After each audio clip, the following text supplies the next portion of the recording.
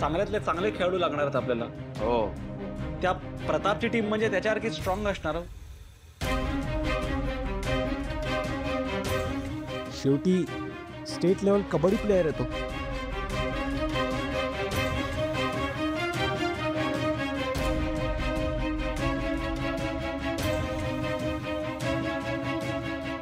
लक्षात घ्या, तुम्ही एका कबड्डीपटूशी बोलताय.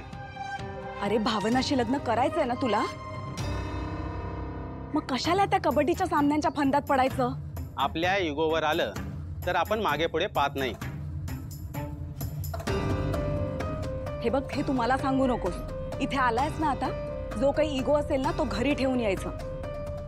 जितके मागितलेत तितके पैसे द्यायला मान्य केलंय ना आम्ही. पण काका, कबड्डी टीम तयार करण्यासाठी आपल्याला किमान 7 लोकांची गरज आहे आणि 5 राखीव. ते कोणी नाहीच आहेत आपल्याकडे. सिद्धू, तू म्हणतोस ते खरं आहे, पण आपल्याला काहीतरी मार्ग काढावाच लागेल रे. काहीतरी रणनीती आखावीच लागेल आपल्याला.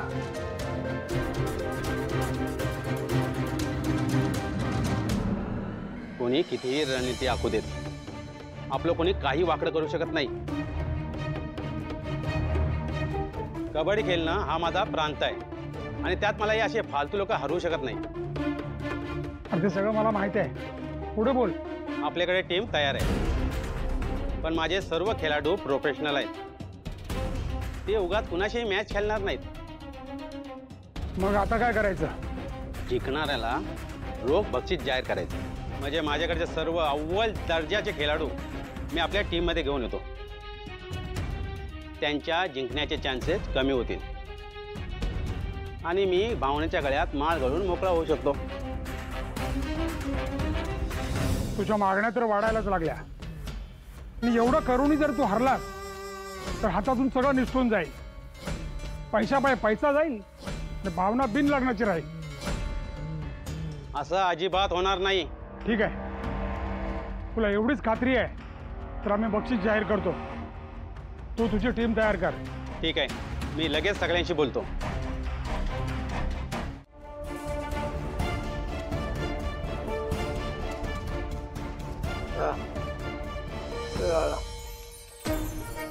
थँक्यू दादा.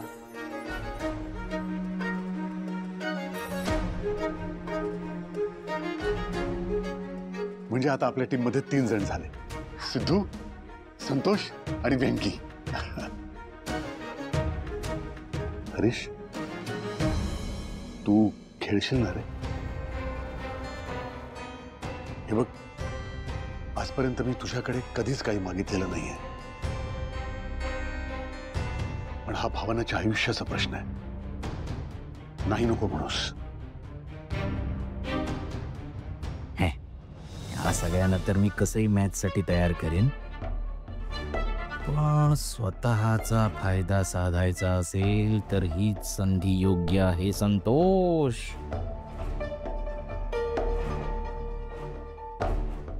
बाबा, खरं तर हे खेळासाठी घेतलेलं चॅलेंज ना मला अजिबात पटलेलं नाही.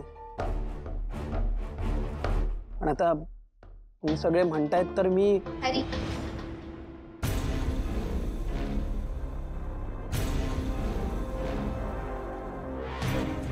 मला तुझ्याशी बोलायचंय.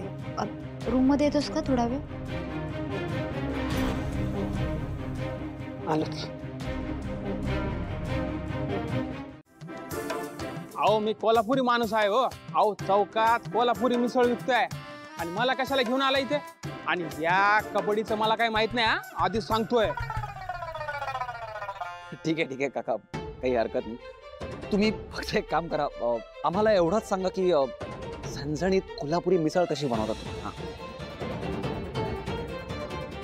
अहो, त्याला काय, अहो असा लाल लाल कट आला पाहिजे मटकीच्या रश्श्यावर. अहो, बोर्ड काढण्यापासून सुरू करायला लागतंय. नाही काका, असं नाही. म्हणजे असं समजा की तुम्ही एकदम रागाने तावा तुमच्या नोकरांना तुम्ही 50 वेळा सांगितलं की ही अशी रेसिपी बनवायची, पण ते चुकतायत तरी. तेव्हा कसा राग असेल ना, तसं सांगा. अहो काय डोक्यावर पडलात का तुम्ही? अहो, एवढी साधी मिसळ तुम्हाला येत नाही होय?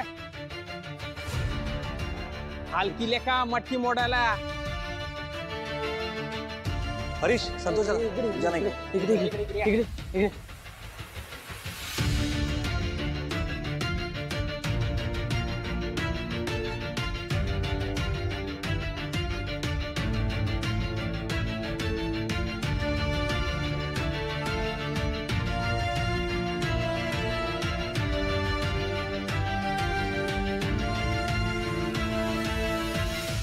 तुम्ही काळजी करू नका.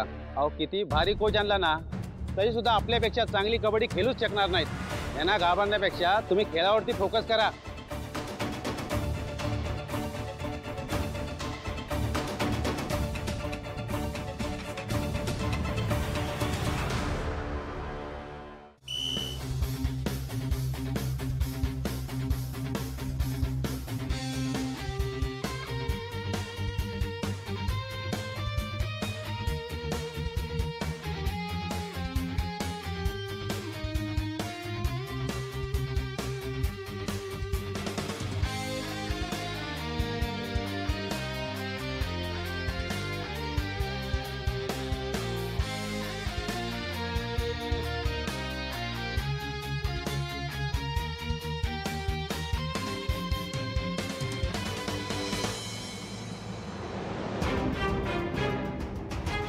अरे संतोष का अरे देवा, अगं बाई. अरे यार दादा